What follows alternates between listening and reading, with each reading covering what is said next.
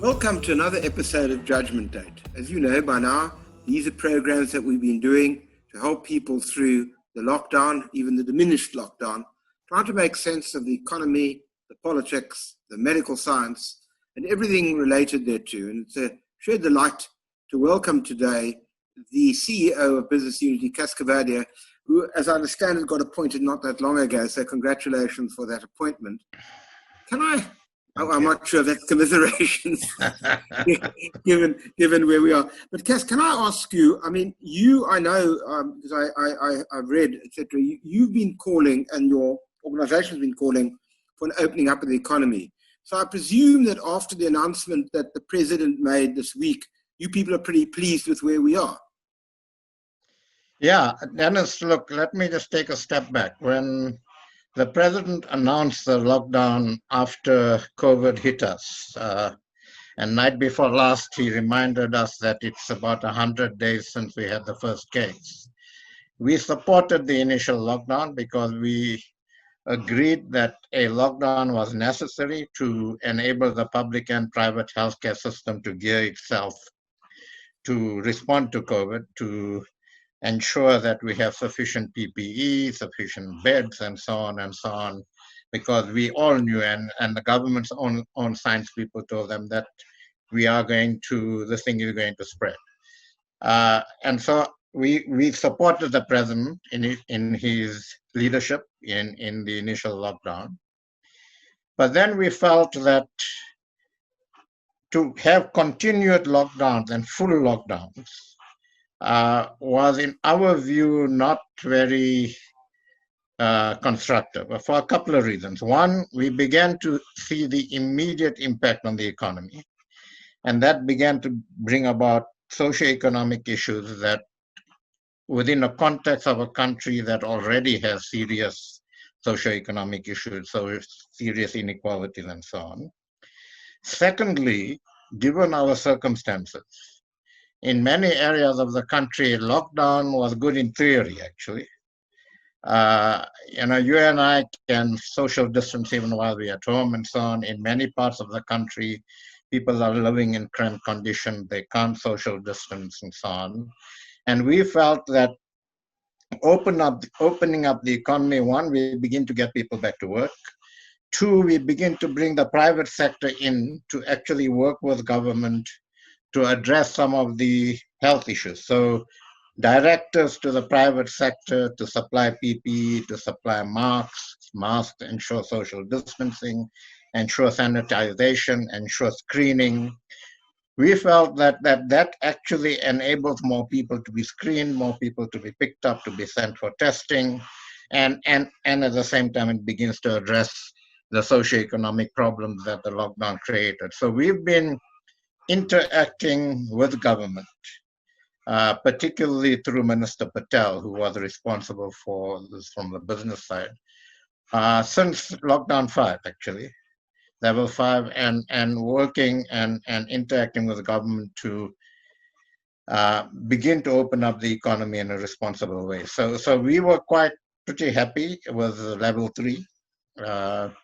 The president's announcements the night before last obviously opened up a few more sectors of the economy. And what it now does also, though, it places the onus on business to actually do what we need to do to ensure that we meet the health protocols. But can you do that in a most country of like our members? Most of our members are telling us they can. So if you look at, in fact, we had a meeting at NEDLAC just now where Minister Mboweni just had a pre-budget presentation. And we were just talking about this. And so if you look at the mining sector, for instance, opened up reasonably early compared to others. They're doing a phenomenal amount of screening. They're doing a phenomenal amount of PPEs. They picking up cases, and those cases are being referred for testing.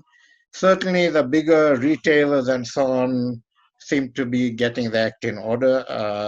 If you go to, every now and then, once every 2 weeks or so, if I pop into a shopping center near me to pick up some stuff, I go to 4 stores, I get sanitized 4 times. There's social distancing in the queues. So I think by and large business is getting it right. Will there be stuff that falls through the cracks? I have no doubt there would be, and certainly some of the medium or smaller businesses. But what we've also done well through the lockdowns is that as we picked up issues in our members, as businesses reported issues to us, we were able to interact virtually on a day-to-day basis with government Let me put to raise issues and to then tackle things as they came up. So let me put this to you. I've been talking to Professor Gray, and she was talking about what numbers we're talking about, 40,000 deaths, maybe 400, 500,000 infections. So we are going into a radical period. I mean, we've only got 1,800 deaths at the moment. So we're talking about serious exponential growth. Most countries in the world, when they've had serious exponential growth, have locked down. We've done exactly the opposite. Well, even the government's own scientists seem to be saying that the spike is not necessarily related only to opening up the economy. Professor Karim told us a month ago that we are going to spike. There's no two ways about it. We are going to spike, and we're going to spike toward the end of August, September. So these things are still going to go up. We don't think it's directly related to the opening up of the economy. We think it's related to... Why not? Because more and more people crowd into places. Take restaurants. The evidence suggests there that people are going to take off their masks to eat. And the droplets can go 3, 4, 5 meters. It's possible. And they're asymptomatic people. Well, I think that this is where we're going to have to monitor exactly how this thing happens. So I mean, government hasn't, certainly not to us. I guess they make the announcement, as has been the case after the president makes a broad announcement, ministers make announcements about regulations and so on. Can I just stop you there and ask you, doesn't that worry you? Isn't it a sort of situation that rather better to actually make the announcement in circumstances where the regulations are ready and everybody knows?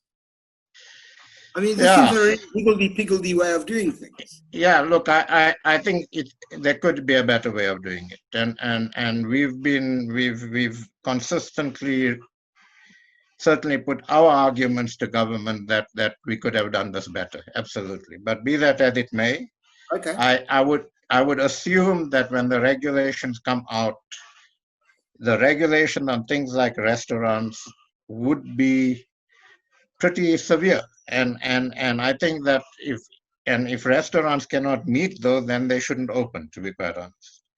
I think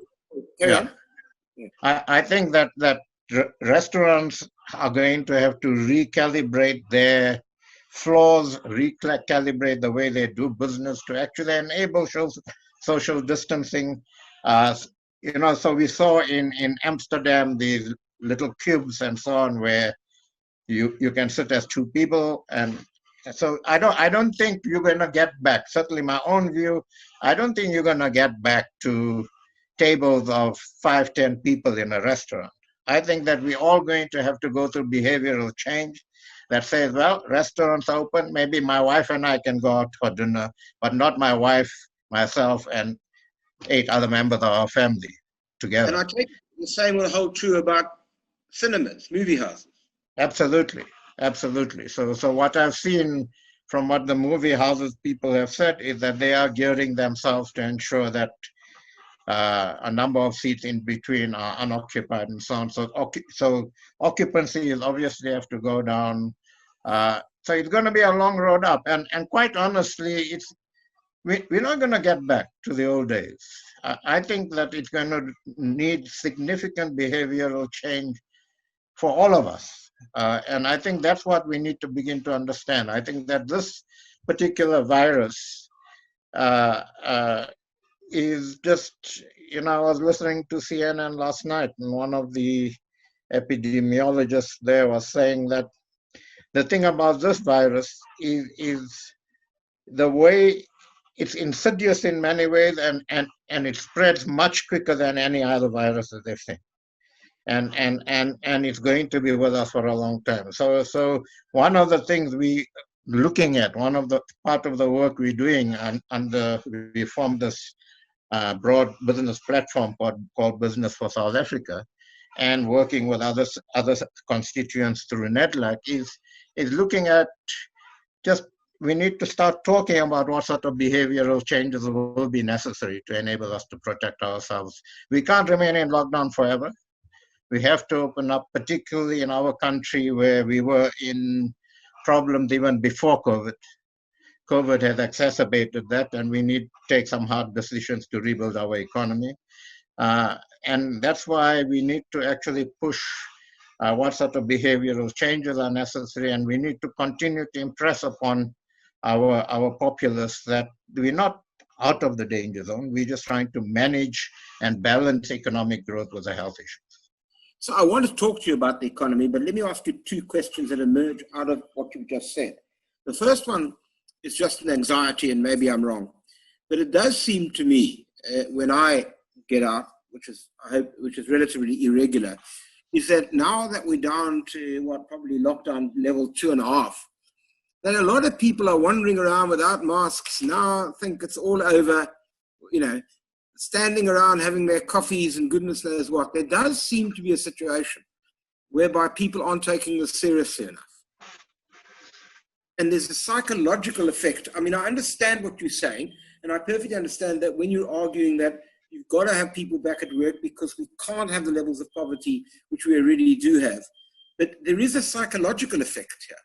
And how do you Absolutely. And look, Dennis, I mean, I think, and the president said that this night before last, I think as this thing is spreading, a lot of us are beginning to see people close to us actually contract this. Yeah.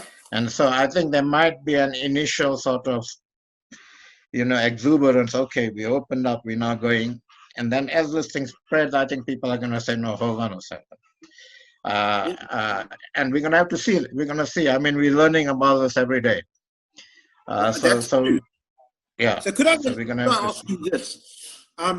Just one final question on this before I turn to the economy, because as Business Unity, you have lots to say about that.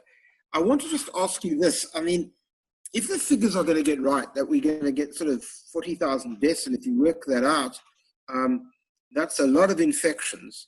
Now, I accept the point about the opening up of the economy, but what happens to our health system, which is not at the best anyway, as you get this flood?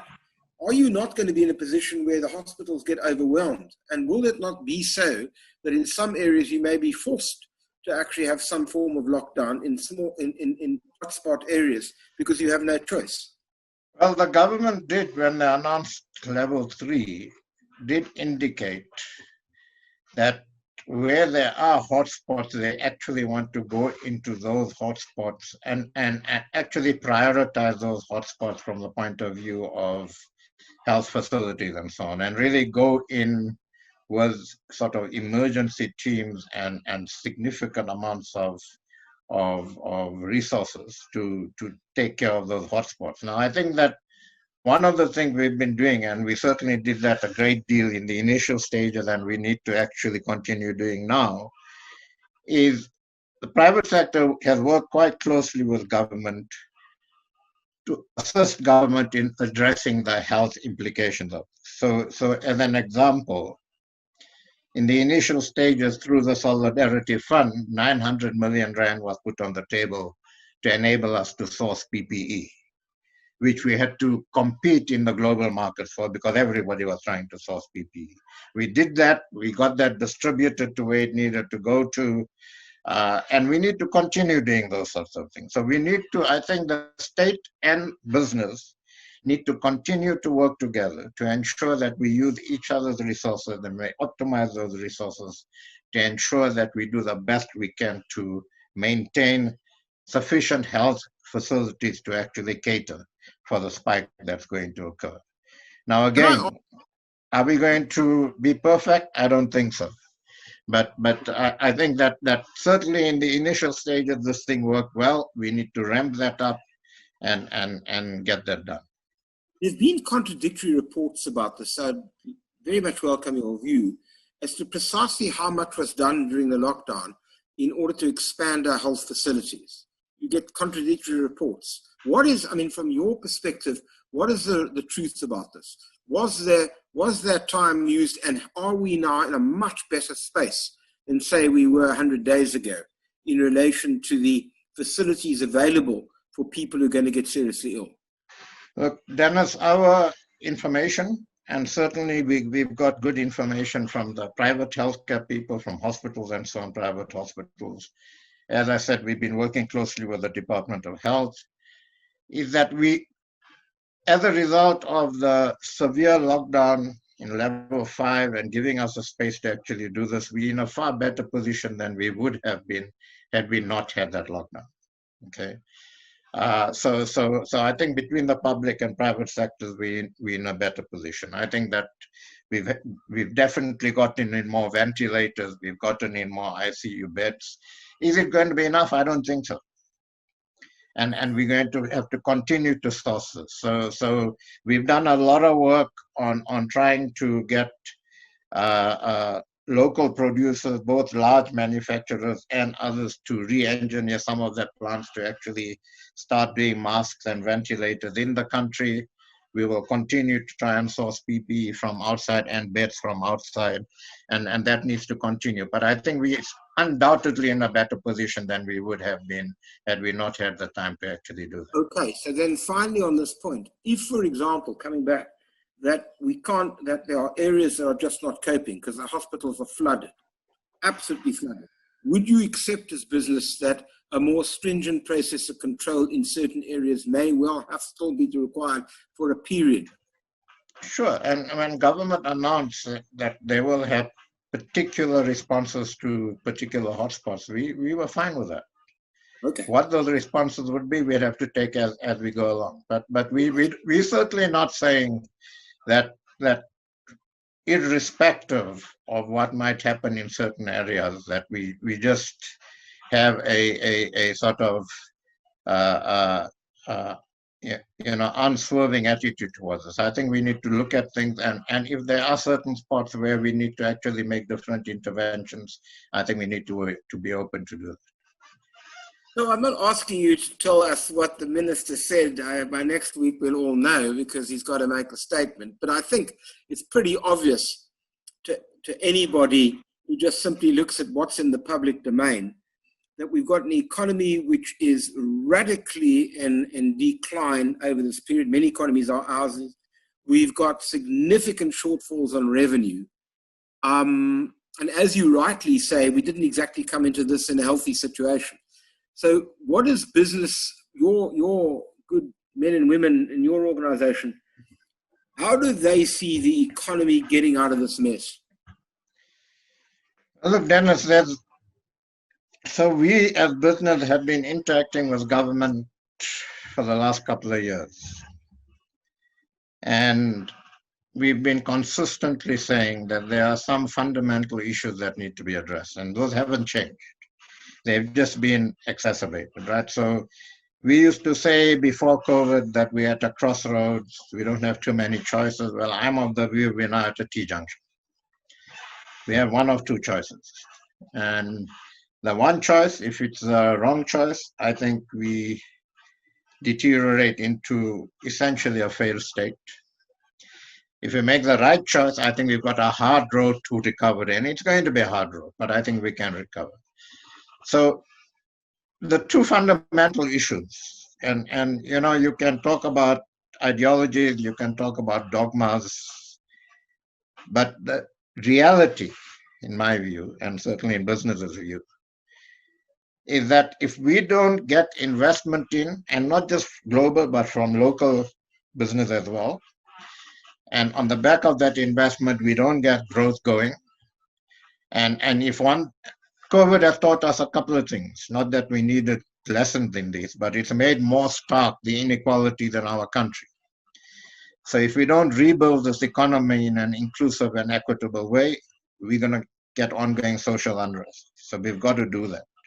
But to do that, we've got to get the investment in, we've got to get the growth going. Without that, we can't even begin to think about addressing our fiscal situation. We get the economy going, we get growth going, we get more tax revenue. I mean, that's, you know this. So that's a cycle, right? So, and what we basically what we've done on the Business for South Africa is we've done a significant amount of work, and we've done deep dives on about 12 or 13 sectors in the country to understand which sectors have been hardest hit, which are okay. We've also looked at our main trading partners and tried to understand how they actually reopening their economies. Have their priorities changed? Have their trade patterns changed? Have they decided that what they used to import before they're now going to manufacture in their own countries and so on? We modeled all of that, and we've come out with about 12 sectors in order of priority. And priority in the sense that sector A, we can actually begin to ramp up with less difficulty than sector 10, which might only ramp up in 2 or 3 years' time. And then we've looked at each of those sectors and looked at what sort of interventions need to be made on the sectors. And we're just pulling all of that together into a comprehensive document that we want to utilize to try and start engaging with the government in the next 2 weeks or so. But essentially what we're saying is that we need to ensure that we create the environment to get investment in. We need to be more competitive. One of the things at the NEDLAC meeting today, I mean, Tito didn't go into detail on what he's going to say at the budget. He just sketched what the problems are and what our choices are. And one of the things, we all know what the problems are, but we're talking to multi-constituencies at NEDLAC, right? And the reality is that I think the only 2 countries, in comparable countries, that are less competitive than us are Japan and Mexico, I think, if I remember correctly. And so to improve our competitiveness, to understand that we have particular problems in this country. So, can we have, and we're not saying do away with labor laws, but can we have labor laws in this country that begin to concentrate not just on preserving jobs, but on creating more jobs, okay? Can we actually move more swiftly towards a data-based and a technologically based economy? So just simple stuff like spectrum, reducing the cost of data, just getting the renewable programs going again, getting our messaging right. So, President saying we're going to expropriate land, but within the context of the Constitution. We're not going to do that willy-nilly. We're not going to impact upon investment in the country. And then somebody else in his cabinet stands up and says, we're going to expropriate land. To hell with it. So it's some stuff that can be done immediately. It's messaging, it's regulations that can unlock a whole lot of stuff. But then there's other stuff where we need to start reskilling our people. We need to get more skills in. We need to look at our immigration visa policies and so on. So that's very we're interesting. going to start talking about all of that. All right, but let me say, I understand you're going to talk all about it, and that's terrific. But at the end of the day, I mean, talk is cheap, money buys the whiskey. And Absolutely. we're going to buy some whiskey here. And what I suppose I mean by that is, what are the 2 or 3 things? I mean, we talk about grand plans and this and that and the other. At the end of the day, everything comes down to actually moving in a direction. What would be the 2 or 3 things that business would say if government did, aha, we're moving in the right direction? Or let me put it more bluntly. You talk about both local and international investment. We all know that there are many companies sitting on large amounts of cash who don't know how to invest because they have no confidence. What would be the 2 or 3 things which would stimulate people saying, this is a place where we can do business? So let's look at some of the sectors. Let's look at the mining sector. Okay, all right. We've been fighting about the mining charter and so on, right? What we think we should be doing is look at the charter, look at what we are agreeing on that, and incorporate that into regulation. Don't have regulation and then a charter that actually talks separately. So create certainty in the environment. Not saying throw away the charter, but draft sets of regulation that incorporate the the aspects of the charter have a set of regulations that are there for the foreseeable future, create certainty and say, this is how you become that's an one. investor. What else? That's one. Then just get spectrum going, get broadband going, reduce the cost of data. That immediately opened up a whole lot of stuff, particularly given that one of the behavioral changes is going to be that I think you and I are going to be talking like this for a while to come. Okay, and not having the whiskey in the bar. All right. So we need more of that. We need to get that going. That then unlocks a whole lot of stuff. Then I think in stuff like agriculture and other stuff, I mean, just get our policies sorted out. So, it doesn't take long to say, sure, we need to work on ESCOM, we need to sort ESCOM out, but at the same time, the renewable energy program, or our RIPP, says that we're going to have a mix of an energy mix in this country. Renewables have worked, cost of renewables have come down. What is the delay in saying we want investment in that, right? Oh, I agree with you on that. Then the other thing, stop this nonsense about trying to save SAA, for God's sake. We don't have time we don't have the funds for vanity projects. So use the funds we have in a way. We're not saying no SOEs, but identify the strategic SOEs that are of national importance and that have either an economic or social contribution to this country, and sort those out and invest in those, but get rid of the others. So I think I agree with you. So I think many people listening to this conversation would say, of course, he's utterly right. So let me also, but you made a point earlier, I don't want to be hidden in the weeds, where you said one of the problems we have frustration is we get what we think is the right thing, and then some minister gets up and says, well, I think you used that in relation to the expropriation question, and it sort of subverts confidence. So that's exactly the problem. The problem is, how does one, in fact, get a kind of coherent implementation of what you're saying? So I suppose the blunt point to use this, we haven't had a proud record of that for a long time, which is why partly we're in the mess we're in, because we haven't. Sorry, we haven't had a? Yeah, we've had this problem for a long time, the incoherence of policy.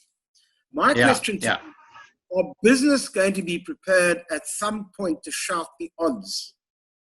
I mean, I appreciate you guys do stuff, behind the scenes. I understand that, we're all adults here, but there is a point in which you've got to draw the line and say, the country needs to know that this is the coherent path, not that. And if we go, or to put it in your very words, if we go that way, it's a failed state. If we go this way, we have real possibilities of reconstruction.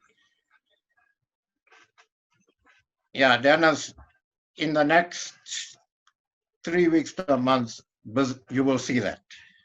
I hope so. Okay, so part of what we're preparing is not just engaging with government behind the closed doors, but what is our position in the public square on all of this?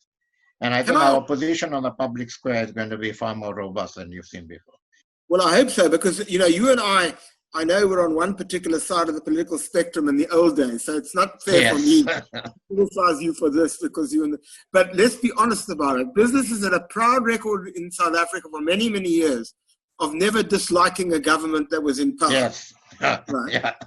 And now, we don't need to dislike the government, but we do need to talk truth to power, and you will see that. I mean, to be critical. So let me ask you this, though, just in relation to that. One of the points that you made, which I think is absolutely right, is in packaging a set of proposals, they have to address the profound levels of inequality in our society where class and race are overlaid. We can't do that. No policy gets traction. And how is business going to be responding to that? Well, in what we're looking at is, firstly, we're saying, and we even mentioned this today at NEDLAC, for a foreseeable period of time, and it needs, rejigging the budget and rejigging how government is going to use its money. But for a foreseeable period of time, we've got to maintain the support we have created for particularly people in depressed situations during COVID. We can't let those people just go, right? Correct. Secondly, we've got to, in the thinking we've got, we're saying we've got to go out of our way, and we've got to get this right, do everything from a regulatory point of view, from big businesses supporting this, and so on, get a small, medium enterprise sector going, and going quickly and going well in this country, okay? If we don't do that, we are hiding to nothing. And so we've got to give more people a stake in this economy through entrepreneurial development, and that means some of the bigger corporates and so on, ensuring that this happens through their value chain. And that's one of the things we got in this document we will talk to government about. I think the third thing is we just need to look at, so while COVID has obviously been a pandemic, put us in crisis, are there new opportunities that are being presented that we can actually put even our relatively unskilled labor force to work at? So we keep on thinking about 4IR and so on, and we don't have the skills for it and so on, but we don't all need to be computer fundies to benefit from 4IR. The 4IR will mean an increased demand for these circuit boards, for instance. We can put a whole lot of small businesses at work putting together the circuit boards for export. So we need to recognize that we have a particular skills problem, but use the skills we've got to actually do that sort of work and get those things going. But it also opens up the possibility of retraining people rather than dumping them on the street. Absolutely. So if we're saying that in the first 3 years post-COVID, the following sectors have the best possibility of ramping up, well, then we've got to direct our training and skilling towards those sectors, and make sure that we have the people to work in those sectors. We're also looking at whether we can, for instance, get TVET colleges and so on, more, get more e-learning through TVET colleges and so on, so that you don't have to go to a college on a lot of the stuff that they do. You could actually sit at home on regular courses, and we could link people to businesses. So there's a whole lot of stuff that we're looking at that I think. But, Dennis, you were saying that, we talk about these things and then nothing happens. What is going to be critical in all of this? Business, government, labor. We're going to need absolutely brave, honest, and critical leadership across the board. But it's about reconstructing South African identity. Absolutely. We're all in this boat together. Absolutely. And some of us were privileged because of history, and some of us were massively disadvantaged, vast majority. But we're all in this boat together. But I mean, that means historically disadvantaged, who basically are still the presently disadvantaged, have to see that actually we're working, that the system works for them rather than against them.